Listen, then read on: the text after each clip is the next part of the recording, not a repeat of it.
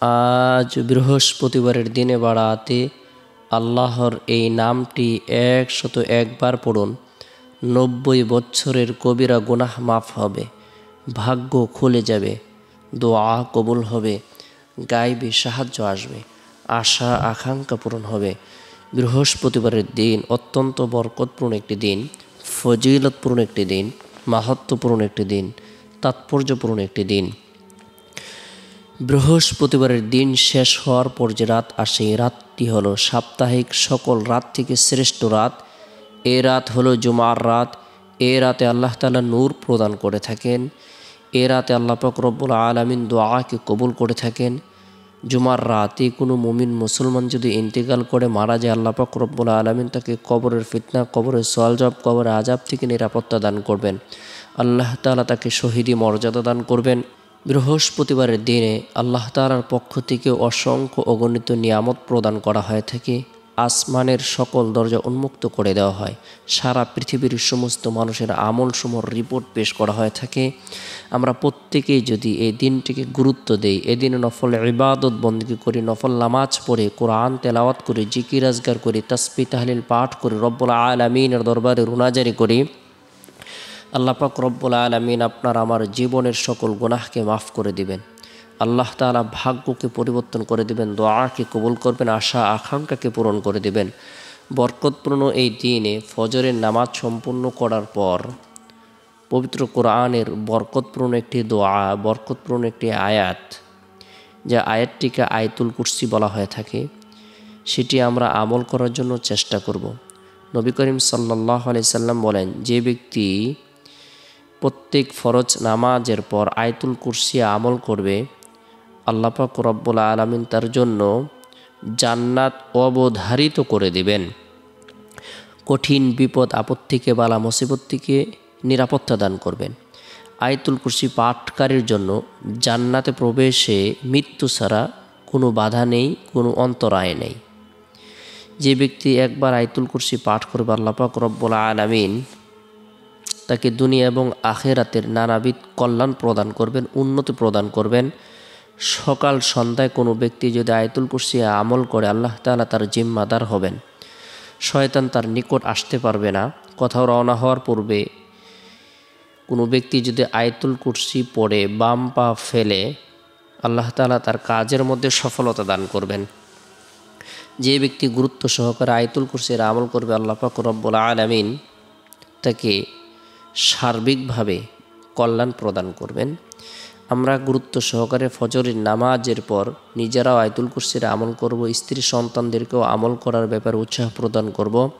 সকলকে নেক কাজ করার জন্য, নেক আমল করার জন্য দাওয়া। এরপরে বৃহস্পতিবারের দিন জোহরের নামাজ সম্পূর্ণ করার পর নিরিবিলি এক পরিবেশের মধ্যে বসে গুনাহ মাফের উদ্দেশ্যে তওবার নিয়তে 101 বার ইস্তিগফারের আমল করব। আস্তাগফিরুল্লাহ রাব্বি মিন কুল্লি যামবিন ওয়া আতুবু ইলাইহি। আস্তাগফিরুল্লাহ রাব্বি মিন কুল্লি যামবিন ওয়া আতুবু ইলাইহি। যে ব্যক্তি গুরুত্ব সহকারে ইস্তিগফারের আমল করবে, যদিও তার গুনাহ সমুদ্রের ফেনা পরিমাণ হয় না কেন, মরুভূমির বালুকা রাশি পরিমাণ হয় না কেন, পৃথিবীর সমস্ত দিন পরিমাণ হয় না কেন, পৃথিবীর সমস্ত রাত পরিমাণ হয় না কেন, তবু আল্লাহ পাক রব্বুল আলামিন তার জীবনের সকল গুনাহগুলো ধুয়ে মুছে নবজাত শিশুর ন্যায় নিষ্পাপ করে দেবেন। 90 বছরের কবিরা গুনাহ আল্লাহ তাআলা মাফ করে দেবেন।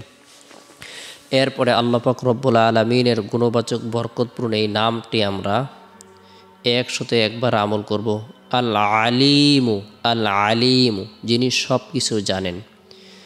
আমার গুনাহের কথা আল্লাহ তাআলা জানেন, আমার অভাবের কথা আল্লাহ তাআলা জানেন, আমার দুঃখ কষ্টের কথা আল্লাহ তাআলা জানেন, আমার পেরেশানির কথা আল্লাহ তাআলা জানেন, আমার টাকা পয়সার প্রয়োজনের কথা আল্লাহ তাআলা জানেন, আমার শারীরিক সুস্থতার প্রয়োজন আল্লাহ তাআলা জানেন, আমার মানসিক প্রশান্তির প্রয়োজন আল্লাহ তাআলা জানেন। আল আলিমু, যিনি সব কিছুই জানেন।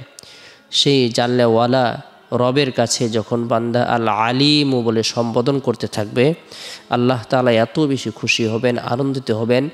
বান্দার যত ধরনের প্রয়োজন রয়েছে, হাজত রয়েছে, ইচ্ছে রয়েছে, আশা আকাঙ্ক্ষা রয়েছে, সব কিছু আল্লাহ তাআলা মুহূর্তের ভিতরে পূরণ করে দেবেন, তার দোয়াকে কবুল করবেন।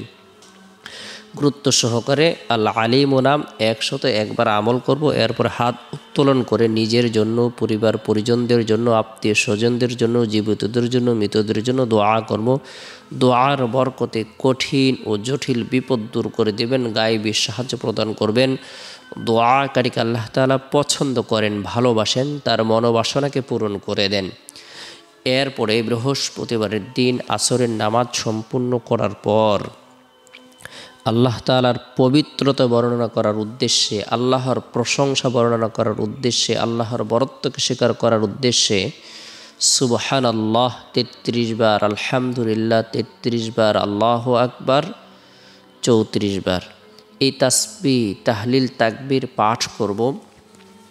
যথাসময়ে আমরা প্রত্যেকেই আল্লাহ তাআলার ধ্যানে মশগুল থাকার জন্য চেষ্টা করব। বিশেষ করে বৃহস্পতিবারের দিন মাগরিবের পূর্ব মুহূর্তে রব্বুল আলামিনের দরবারে রুনাজারি করব।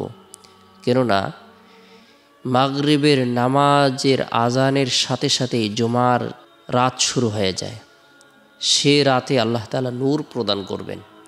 আমরা প্রত্যেকে যদি এই দিনটিকে গুরুত্ব দেই, রাতটিকে গুরুত্ব দেই, আল্লাহ পাক রব্বুল আলামিন এত বেশি খুশি হবেন, আনন্দিত হবেন। বান্দার যত ধরনের প্রয়োজন রয়েছে আল্লাহ তাআলা সকল ধরনের প্রয়োজনকে পূরণ করে দেবেন।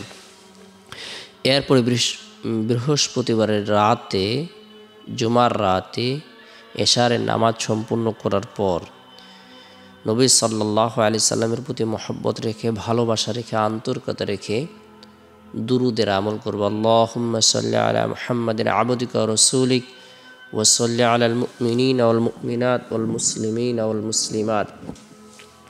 আল্লাহুম্মা সাল্লি আলা মুহাম্মাদিন আবদিকা ওয়া রাসূলিক ওয়া সাল্লি আলাল মুমিনিনা ওয়াল মুমিনাত ওয়াল মুসলিমিনা ওয়াল মুসলিমাত।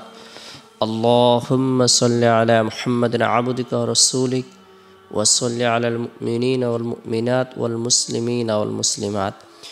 যে ব্যক্তি এই দুরুদের আমল করবে আল্লাহ পাক রব্বুল আলামিন তাকে ধনী এবং সুখী বানিয়ে দেবেন।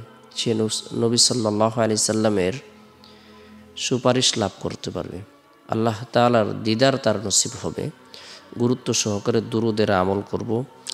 এরপরে রাতে ঘুমানোর পূর্বে গুরুত্ব সহকারে আল্লাহর নাম নিয়ে যথাসময়ে ঘুমিয়ে যাওয়ার জন্য চেষ্টা করব।